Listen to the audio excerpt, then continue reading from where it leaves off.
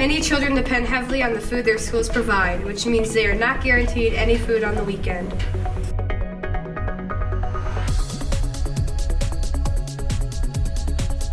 Balanced nutrition is absolutely essential to physical as well as cognitive development.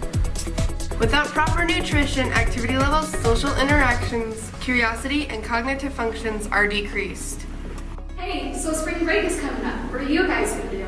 I'm going snowboarding up in Aspen. Cool. I'm going to Disney World. And I'm going to Arizona. What are you doing for spring break, Colin? I don't know.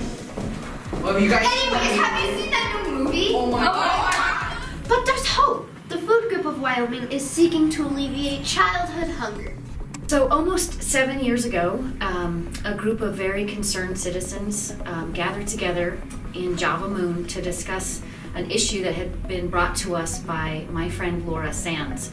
Her daughter discovered that there were kids on Monday mornings especially that were especially hungry. What can we do about this? What are we going to do about it? Turns out in Sheridan County, there at that point were about 37% kids on free and reduced breakfast and lunch who just were not making it through the weekend. So this group of very committed and banded together citizens started feeding children, put together bag meals of food on the weekends. And we started out with only 40. We know that if children are hungry, they can't learn. And that's the why of what we do. We knew that we could solve this problem. We knew we could do something about it. It's one thing to identify a problem. It's another thing to attack it, have a mission, a vision, and then get after it and keep after it. And so we, from very humble beginnings, with not a lot of money, with not a lot of volunteers, we started out again about over almost 7 years ago, and we've stuck with it, and it's expanded and expanded. We went from 40 bags to now how many do we have? 452 kids in Sheridan County. And So lots of people ask, how do we do this? 452 bags of food, how do you make that happen? I am the only paid staff, and I only work about 20 hours a week. The rest is all done by volunteers. We have about 75 volunteers every week who just schlep food is what I say. Every first Wednesday of the month at Ridley's we meet, and they load up however many units of food they need for their group that they serve out of the back of the Ridley's grocery store and haul it in their trucks and cars and minivans back to many different sites. One group that we have that packs the bags at St. Peter's Church brings it back to St. Peter's. They pack about 55 bags for Sagebrush Elementary School.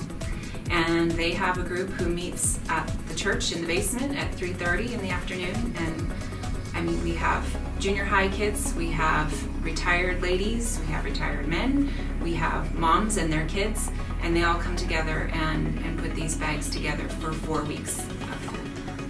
Another challenge that we found is as kids are get older and receive the food bags, it can be kind of embarrassing, and it's hard for kids to get that bag home discreetly.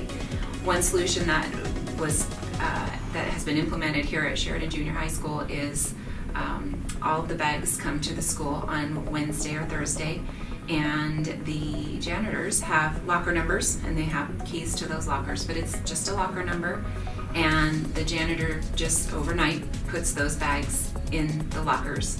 And the plan is that then the child would come to their locker on Friday and take their backpack and just swoop it up over the weekend food, and nobody's any the wiser. We are so grateful to be part of this community who bands together to alleviate childhood hunger.